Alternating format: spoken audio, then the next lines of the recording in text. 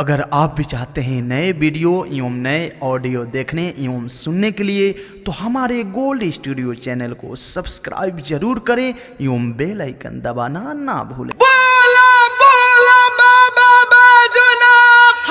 की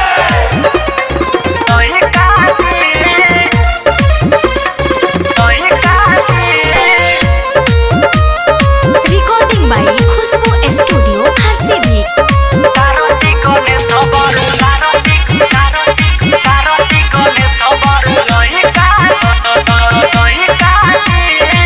बानी तबाह हम कोई के बियाह भोला दिही ध्यान हेन तई काजी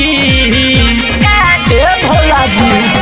आए हाय बानी तबाह हम कोई के बियाह भोला दिही ध्यान हेन तई काजी बथे कालाई भांगय बना पिसाई रोता गे गोधिया में लई काजी बथे कालाई भांगय बना पिसाई कारती गणेश बर लई काजी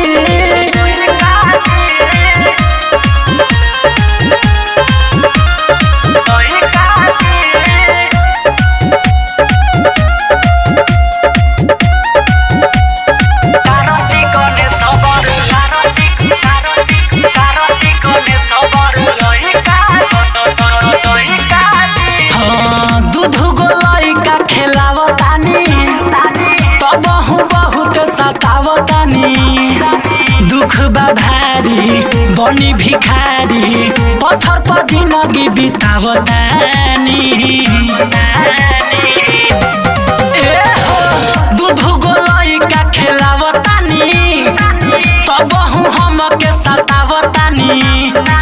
दुख बा भारी बनी भिखारी पत्थर पर जिंदगी बितावतानी बुझिला चारी तनी भोला भंडारी धरी आदत पे पसी के नई काजी बथे कालाई भांगय बना पिसाई रोता वे गोधिया में लई काजी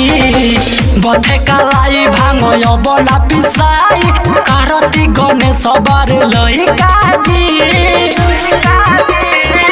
recording by Khushboo studio Harsiddhi.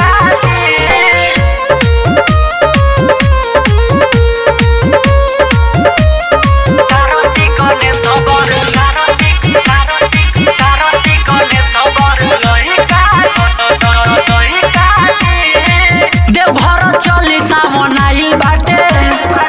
सबके हुजाला वाले आइल बाटे शिव अनिल के साधा दिल के दर्शन खाती पागल आइल बाटे ए स्वामी सुनिए देवघर चली सावन आइल बाटे सबके हुजाला वाले आइल बाटे शिव अनिल के साधा दिल के दर्शन खाती पागल आइल बाटे छोरी हाल देखी आइल राजा लाल रउआ मोती में भइल बाटे हई काजी बथे कालाई भांगय बना पिसाई रोता वे गोधिया में लई काजी बथे कालाई भांगय बना पिसाई कारती गणेश बार लई काजी बानी तबाह हम कोई के बियाह भोला दिही ध्यान हेन तई काजी बथे कालाई भांगय बना पिसाई रोता वे गोधिया में लई काजी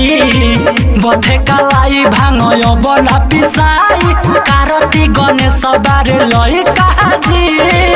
recording by Khushboo studio Harsiddhi.